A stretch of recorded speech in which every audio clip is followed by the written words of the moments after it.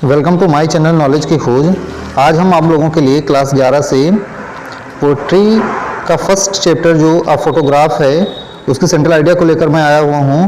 तो चलिए मैं आप लोगों को लाइन बाय लाइन जो है रीड करके मैं आपको बताता हूं कि फोटोग्राफ की जो सेंट्रल आइडिया वो क्या है और उसमें उसका मतलब क्या होता है, इसमें क्या बताने का हमारे पोएट्स ने प्रयास किया है। तो चलिए स्टार्ट करते हैं। फर्स्ट लेसन आपका है फोटोग्राफ, जिसको लिखा है सिरले टॉल्सन ने।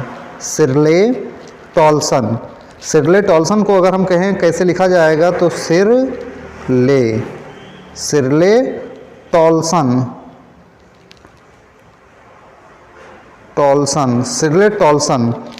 टॉल्सन ने इसको लिखा है। तो चलिए हम बात करते हैं आगे लाइन बाय लाइन की सेंट्रल आइडिया का अर्थ क्या होगा और इसमें हमारे पोएट ने क्या बताने का प्रयास किया है। जैसा कि आप अपने स्क्रीन पर देख पा रहे हैं, पोएम हमारी जो स्टार्ट होती है, the poem a photograph composed by a great poetess Shirley Toulson. Poet या पोएटेस दोनों कह सकते हैं, लेकिन हमारी ये कवित्री हैं इसलिए यहाँ पे हमने यूज किया है पोएटेस। तो जैसा कि आप देख पा रहे हैं कि the poem a photograph composed by a great poetess Shirley Toulson.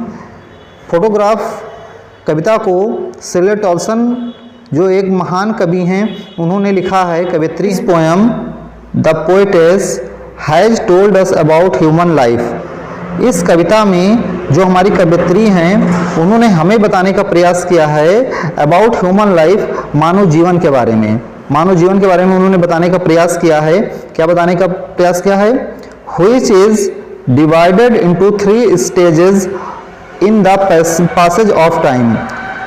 उन्होंने ये बताने का प्रयास किया है कि जो हमारा जीवन है वो टाइम के अनुसार 3 स्टेज में, 3 स्तर में बटा हुआ है। आगे कहते हैं कि इट इज शॉर्ट लिव्ड। हमारा जो जीवन है वो छोटा है, संक्षिप्त है।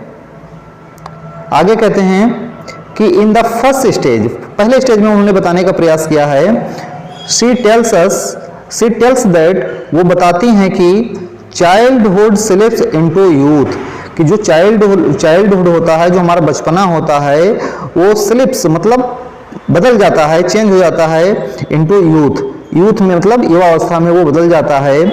सेकंड में इन्होंने कहा इन द सेकंड स्टेज, इन्होंने बताने का प्रयास किया है, सेकंड स्टेज में इन्होंने बताने का प्रयास किया है कि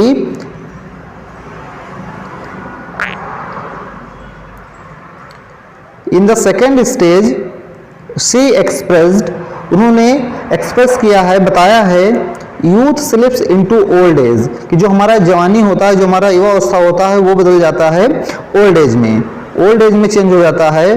और in the third stage of life, जीवन का जो थर्ड स्टेज होता है उसमें क्या होता है, she remembers her dead mother with a heavy heart. मतलब थर्ड स्टेज में इन्होंने ये याद करती हैं कि इनकी जो माँ थी वो मर जाती हैं और जिसकी वजह से बहुत दुखी हैं, इस चीज़ को ये याद करती हैं। चलिए आगे अगर हम बात करें कि अंत में इन्होंने इसमें क्या बताने का प्रयास किया है, तो वो मैं आप लोगों को बता रहा हूँ कि अंतिम लाइनों में इन्होंने क्या कहने का प्रयास किया है। कहते हैं दस, इस प्रकार से द पोएटेस इज एक्सप्रेसिंग, जो हमारी कवियत्री हैं वो एक्सप्रेस कर रही हैं, व्यक्त कर रही हैं द आइडिया, अपने विचारों को, that all things are changing, कि इस संसार में जितनी भी चीज़ें हैं वो सब क्या है, चेंजिंग है, बदलती रहती हैं।